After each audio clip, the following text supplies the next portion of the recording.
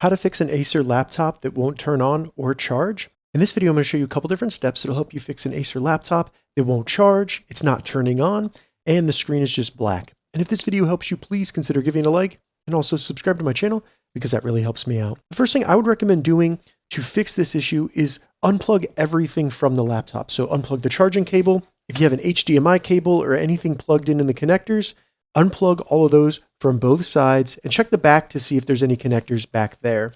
Disconnect everything from the laptop. Then what we need to do is find the power button, and we're going to do what's called a hard reset. On my laptop, it looks like this, but it could be anywhere up on the top. Find the power button, and all we need to do is hold it down for 15 seconds. Now don't worry, the hard reset won't remove the files from your computer. It's just going to make it reboot.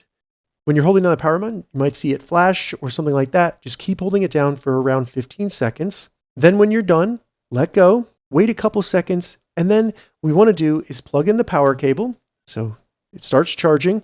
If your power cable is like this, where it has a little box that then plugs into, make sure that that's connected properly.